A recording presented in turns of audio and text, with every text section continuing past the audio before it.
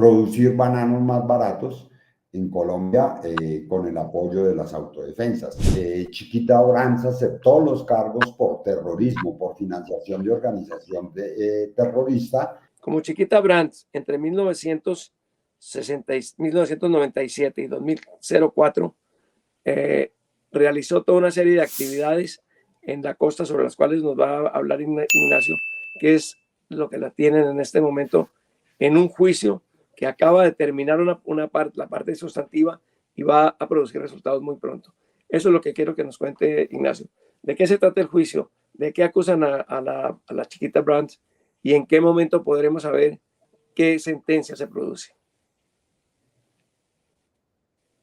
Bueno, inicialmente en 2007 hubo una sentencia en la Corte del Distrito de Columbia en la que Chiquita Brands aceptó los cargos por terrorismo, por financiación de organización terrorista, y esta organización era las Autodefensas Unidas de Colombia, desde el principio su bloque bananero. Las cuentas documentadas en ese proceso hablan de 2 millones de pagos en efectivo, pero las declaraciones de Justicia y Paz explican que cada hombre en armas del bloque bananero era en principio un asalariado de las haciendas de Chiquita Brands, es decir, recibía salario como obrero, y finalmente, pues que es como el desarrollo o el principio de la investigación, el contrabando de armas en el que Chiquita se vio envuelta. Hecha la sentencia penal, por decirlo así, en la Corte de Nueva York, lo que restaba era que las víctimas se acercaran, porque si colaboraba con una organización terrorista, esta organización terrorista tendría víctimas y las víctimas tendrían que ser reparadas en un sistema judicial normal. Pero esta vez, pienso yo, la República Bananera resultó ser otra, pues el abogado de Chiquita se convirtió en fiscal general de los Estados Unidos y la reclamación de las víctimas ante la justicia norteamericana se hizo imposible. Es decir, de la reclamación que sucede ahorita en la corte del juez Marra en West Palm Beach, Florida, era un paso inmediato desde 2007, pero solo ahora llega a juicio. En este juicio, establecida ya esa responsabilidad penal, se lograron acreditar 106 víctimas del bloque bananero entre 1997 y 2004, que es los años de esos pagos, y de esas víctimas, eso es lo que llaman un caso tipo, es decir, en el que se analiza la situación de 10 víctimas para que esa sentencia sea aplicable a las 106. Ya se expusieron las partes, Air Rights, una organización jurídica de defensa del medio ambiente y los derechos humanos de Estados Unidos, fue la que finalmente presentó la demanda de la que fue aceptada, porque hubo como 8 intentos anteriores, por un lado y Chiquita por el otro.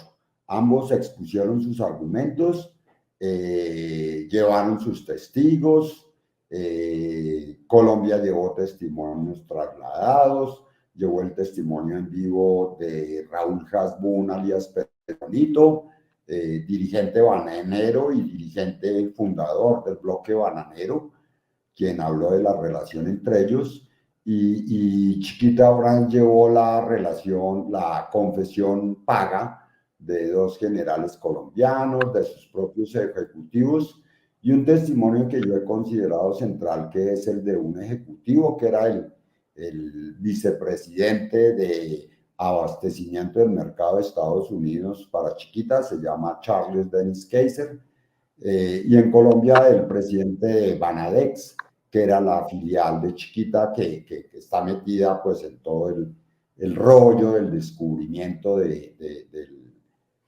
plan de Chiquita para producir bananos más baratos en Colombia, con el apoyo de las autodefensas.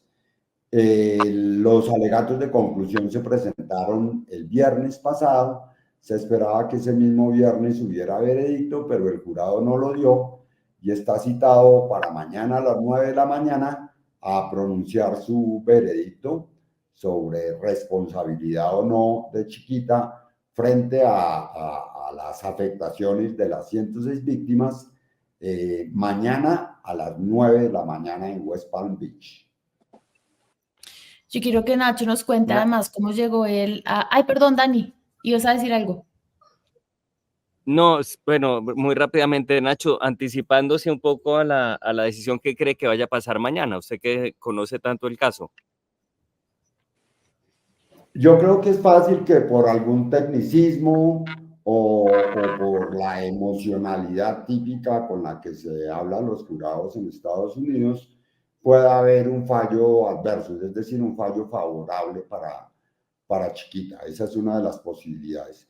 Pero como están dadas las cosas y con la cantidad de evidencias, yo creo que lo que viene es una declaración de responsabilidad y de ahí en adelante esto puede no tener fin, porque si bien Chiquita financió la conformación de las Autodefensas Unidas de Colombia, sus víctimas ya no solo estarían en Urabá, sino que serían víctimas prácticamente en todo el país.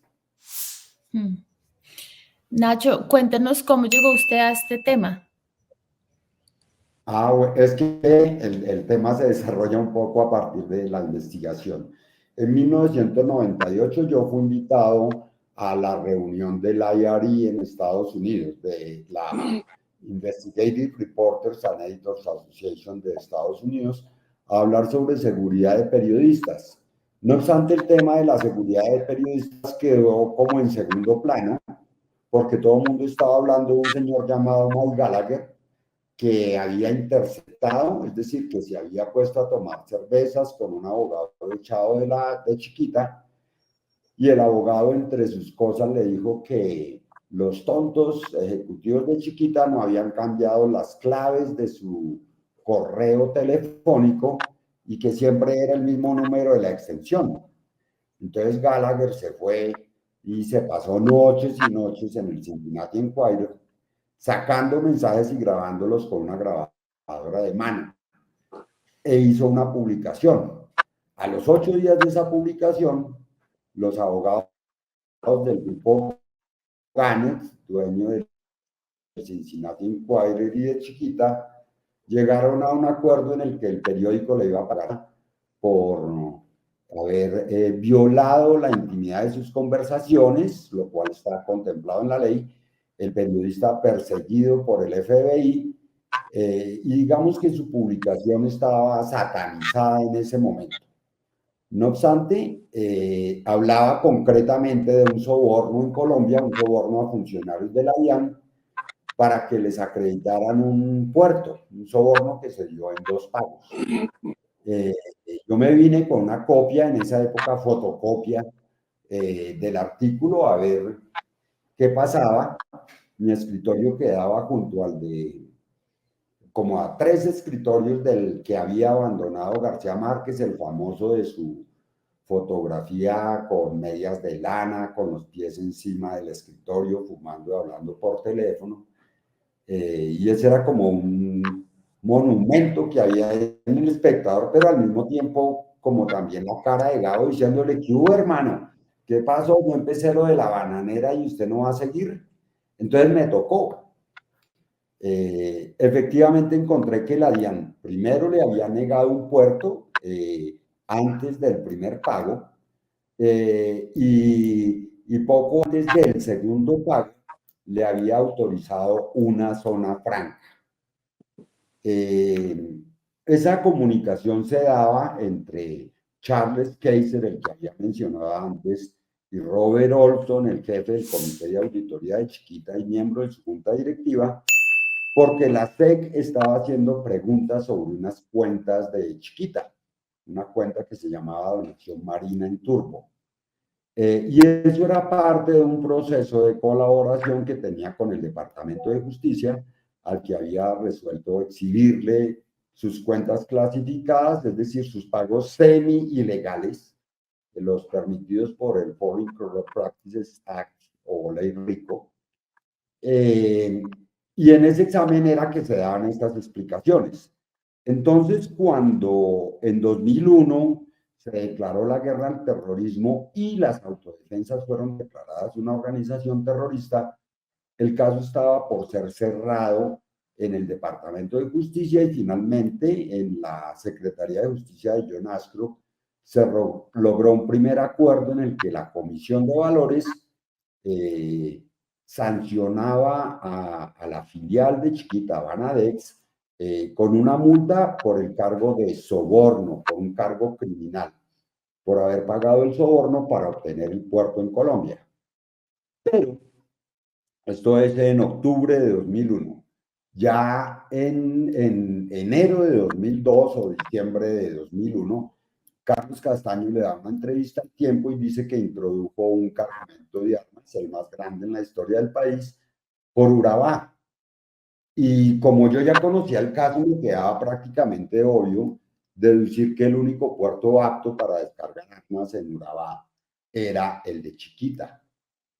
Entonces, la OEA hizo una investigación, concluyó que las armas se habían descargado en las bodegas de una empresa colombiana y después de eso yo me fui, hice el recorrido de las armas y concluí con las imágenes del puerto de Banadex, de Chiquita Brands, mostrando su relación, o sea, esto no tiene ningún socio independiente, es lo que los gringos llaman una wholly owned and operated company, tenía ese puerto, esa zona franca, es decir, Chiquita había descargado las armas de Carlos Castaño.